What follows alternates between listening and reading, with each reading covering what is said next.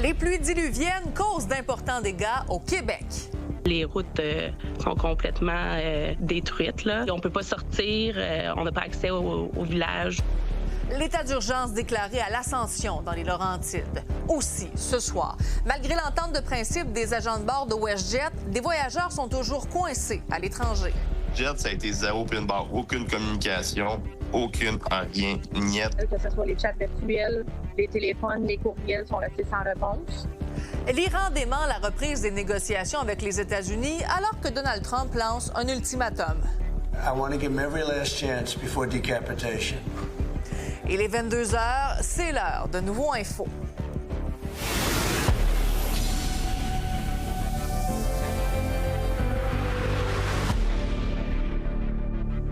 Bonne fin de soirée tout le monde. La météo s'est carrément déchaînée au Québec. La pluie torrentielle et les forts vents ont causé bien des dommages au cours des dernières heures.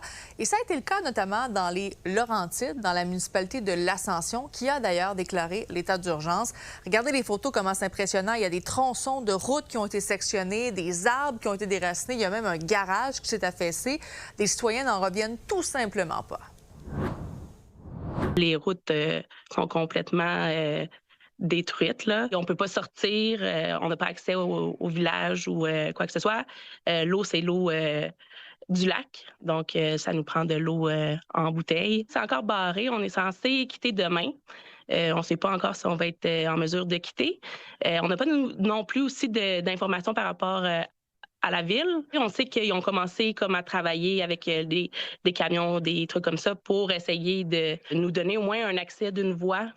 Par contre, il y a beaucoup d'endroits où c'est comme détruit complètement, fait que c'est pas seulement un tronçon qui est à réparer, là. Donc, on ne sait pas combien de temps ça va prendre. Où est-ce que la photo là, qui est vraiment le chemin tout détruit, là, mon oncle habite à côté, puis je pense qu'il reste 10 mètres là, avant que le garage s'effondre, là, et tout près.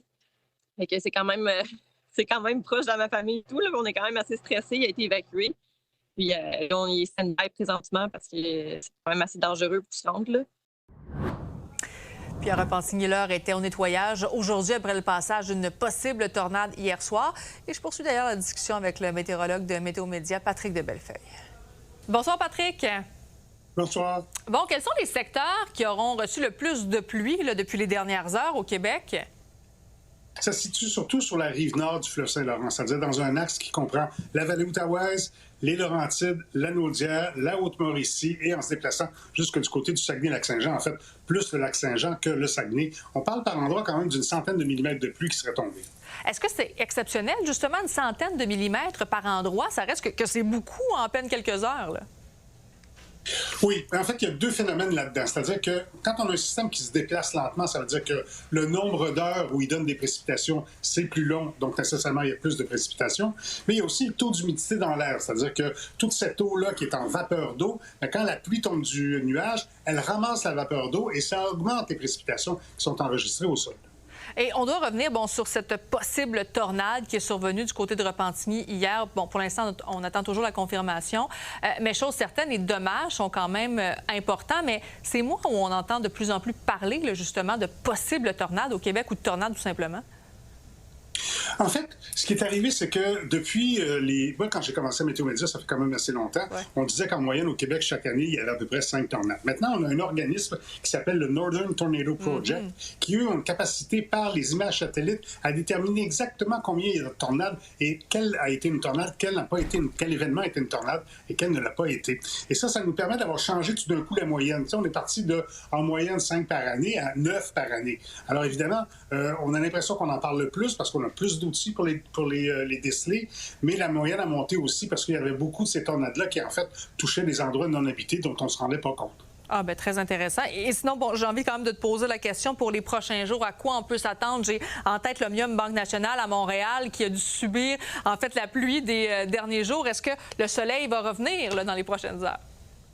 Bon, demain, ça va super bien. Mercredi, c'est pas trop mal non plus. Jeudi, par exemple, ça se casse. C'est-à-dire que dans la journée, c'est pas si mal, mais dans la soirée, là, un nouveau système va nous toucher. Puis là, on pourra encore avoir des averses et des orages. Et ça va se poursuivre jusqu'à vendredi en matinée.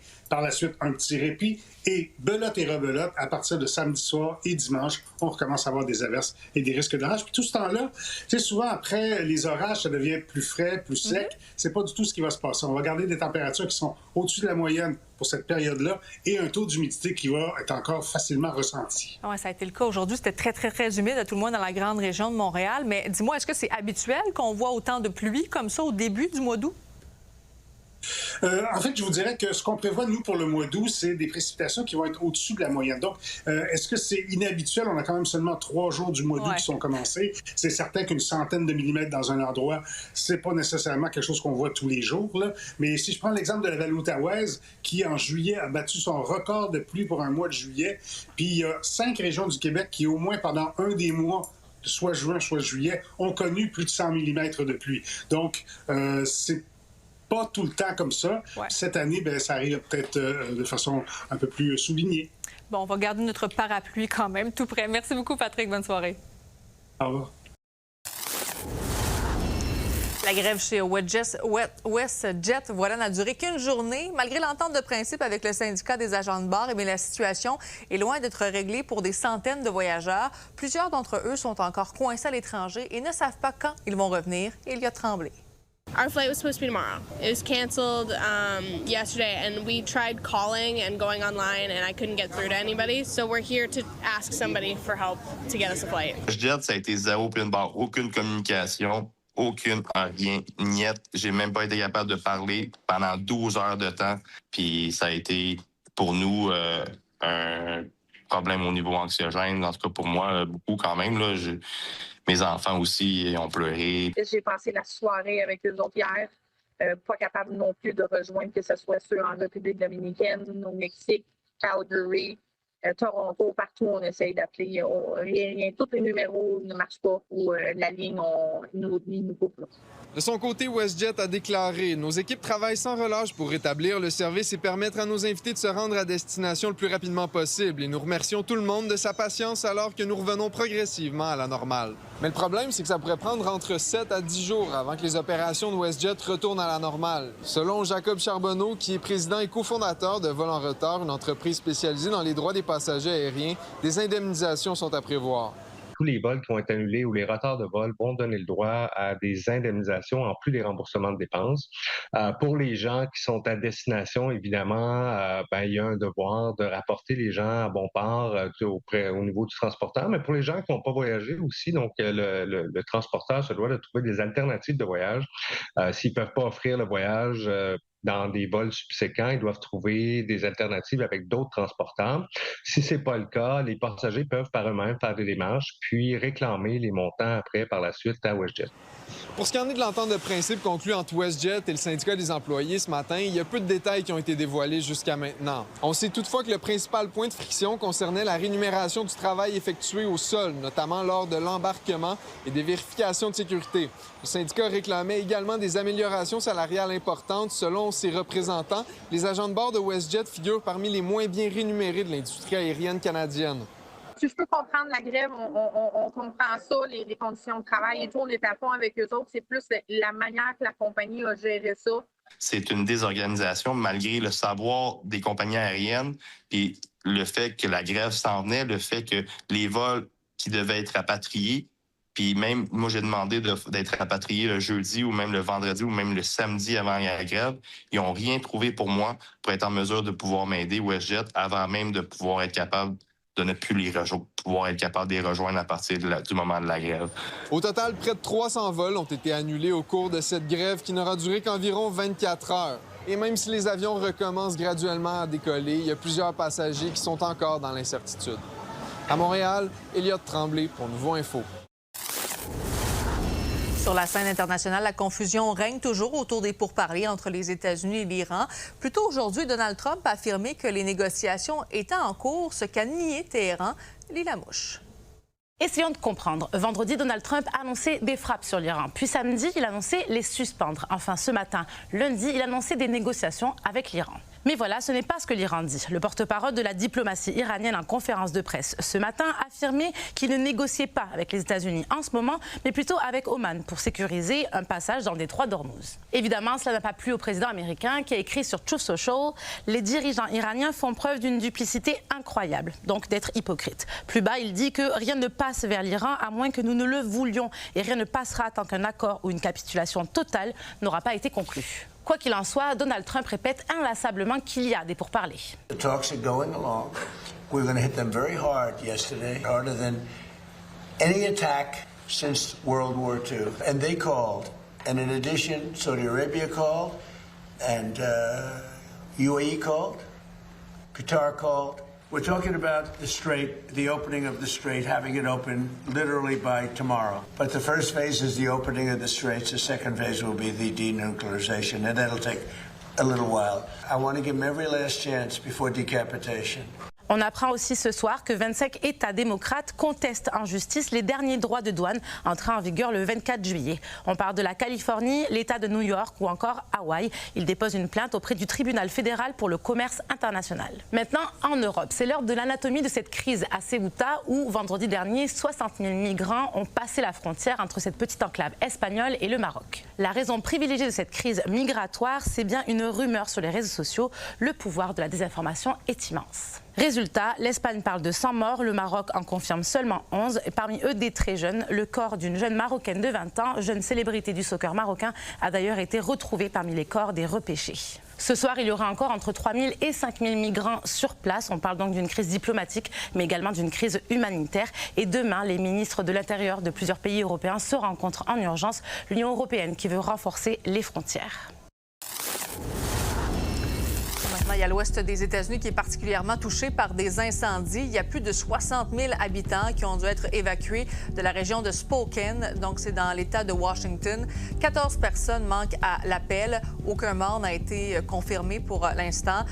Les incendies font donc rage dans une quinzaine d'États américains, notamment en Oregon, Colorado et au Utah. Du côté canadien, en Colombie-Britannique, plus de 5 000 personnes ont été évacuées en 24 heures en raison des feux de forêt. Les incendies qui font rage à l'ouest et à l'extrémité nord du lac Okanagan ont entraîné de nouveaux ordres d'évacuation et de nouvelles alertes. Il y a plus de 2200 propriétés qui sont maintenant évacuées sur le territoire. Les habitants doivent faire face à des coupures de courant et à des fermetures de routes. La province devrait recevoir d'importantes ressources au cours des 3 prochaines semaines, notamment du Mexique, de l'Alberta et d'autres provinces et territoires canadiens.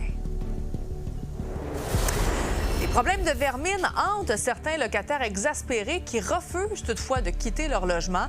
Les détails dans un instant.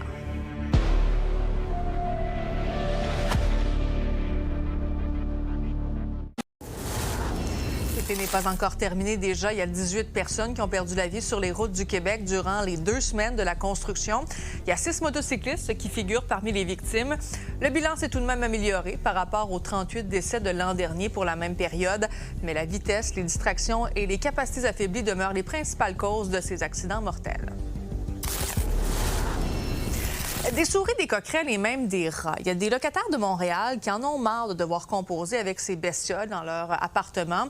Les propriétaires font appel à des exterminateurs, mais les petits êtres nuisibles reviennent parce que les travaux ne sont pas complétés adéquatement. Véronique Dubé. Je me trouve aujourd'hui sur le plateau Mont-Royal parce qu'il y a un locataire à l'intérieur de cet immeuble de 28 logements qui est entré en contact avec moi. Il dit qu'il y a des problèmes à l'intérieur de son appartement avec les coquerelles et les souris, que ça dure depuis des semaines, voire des mois, mais que rien n'est fait adéquatement pour qu'on puisse s'en débarrasser. Il m'a d'ailleurs fait parvenir ses photos et ses vidéos en preuve. Là, il y a des trous. OK, il y a des pièges comme ça partout dans ton appartement. J'en ai... Les réparations sont trop mineures, en fait. S'il y a un trou dans le mur, on va pas refaire le mur, juste repeindre. C'est juste du bricolage. Il faudrait vraiment tout refaire d'un coup, je pense. Pourtant, un exterminateur est venu à 3 reprises au cours des derniers mois pour faire le ménage, mais les insectes sont toujours présents.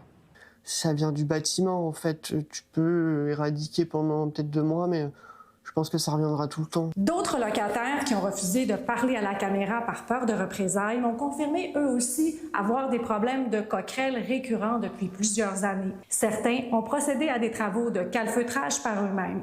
So your tenants explained to me that they have problems with insects and mice since many weeks.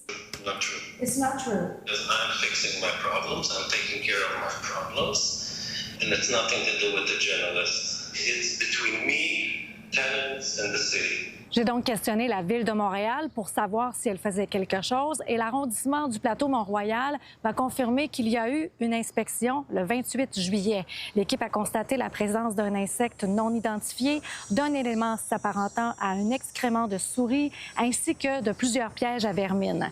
Le locataire a confirmé que 3 exterminations professionnelles ont eu lieu dans les dernières semaines et que les équipes de la Ville vont entrer en contact avec le propriétaire afin de lui demander les rapports d'extermination. Selon nos vérifications, le même propriétaire possède au moins 200 portes à Montréal, comme ici, dans ces immeubles à logement de Villeray. OK, ça a besoin d'être remplacé, tout ça. OK. Avez-vous des problèmes avec les blattes, les coquerelles? Oui? C'est tout ce que j'ai pu trouver là, à date là, depuis un certain temps. Le concierge m'avait déjà dit qu'il enverrait quelqu'un, qu'il n'y a jamais personne prévu là, comme exterminateur.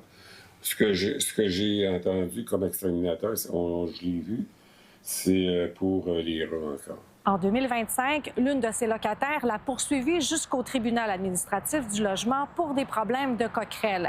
Le tribunal l'avait d'ailleurs condamné à effectuer les travaux. Mais en réalité, les locataires sont rares à se battre devant le TAL. On a bouché tous les trous pour pas qu'ils rentrent. Okay. Ils essayent encore de rentrer, mais c'est déjà fait mort on par les un entend doigt, gruger dans le mur, mais ils rentrent pas.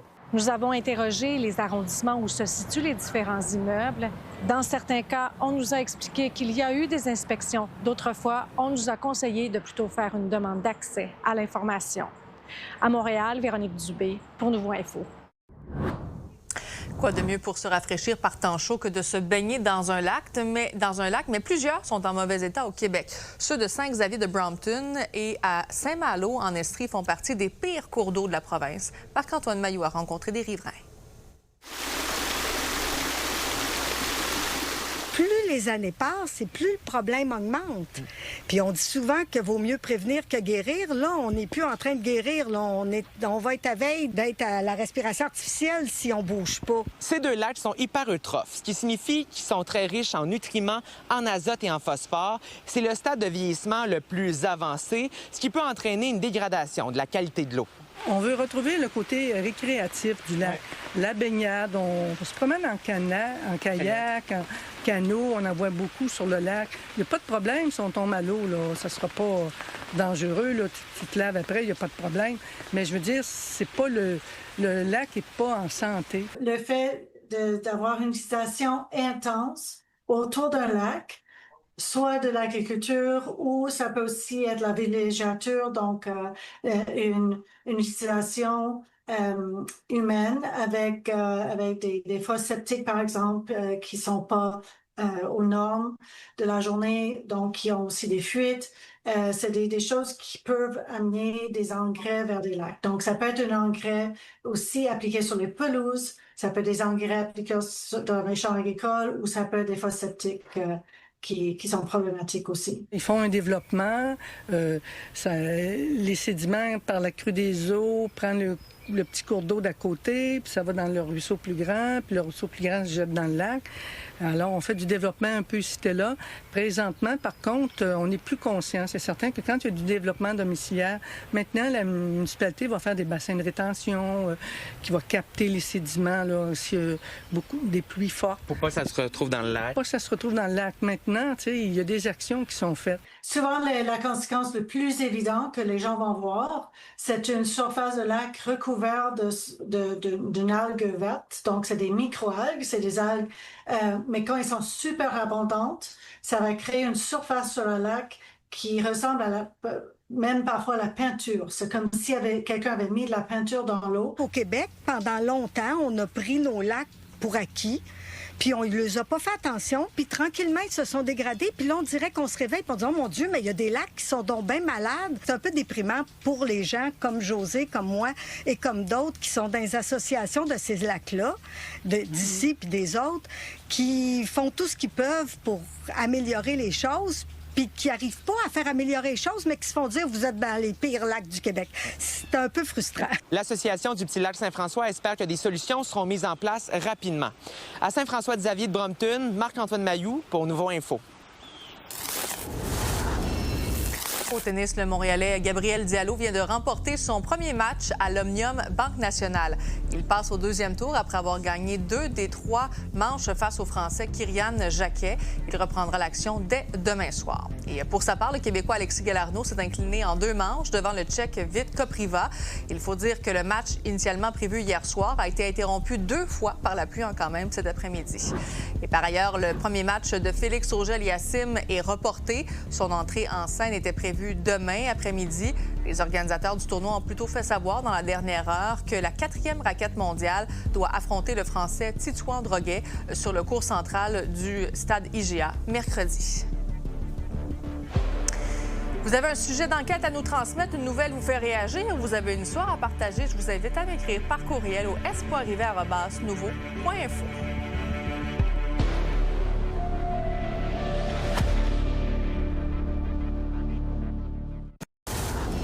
Quelques mois après le décollage de la mission Artemis II avec à son bord le Canadien Jeremy Hansen, eh bien voilà qu'un autre représentant du Canada va prendre le chemin de l'espace. L'Albertain Joshua Kutrick va participer à la mission Crew 13 à destination de la Station spatiale internationale.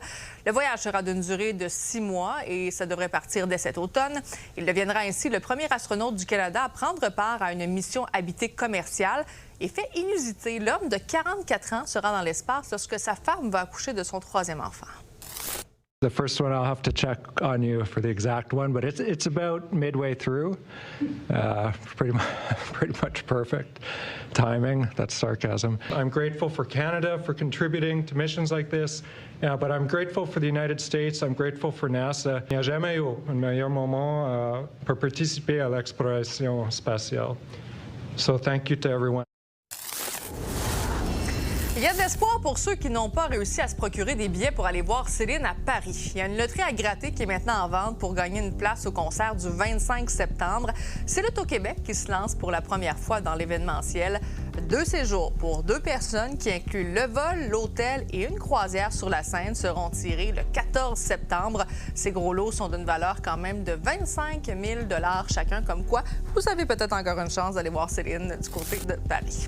Alors voilà, bien sûr, ce qu'on va surveiller demain, c'est bien sûr l'état de la situation du côté de l'Ascension, dans les Laurentides, dans toutes ces routes qui ont été donc brisées en raison des pluies diluviennes. Et il y a bien sûr l'Omnium Banque Nationale qui se poursuit demain à Montréal. Alors voilà, là-dessus, passez une agréable soirée. Nous, on se retrouve demain dès 17h.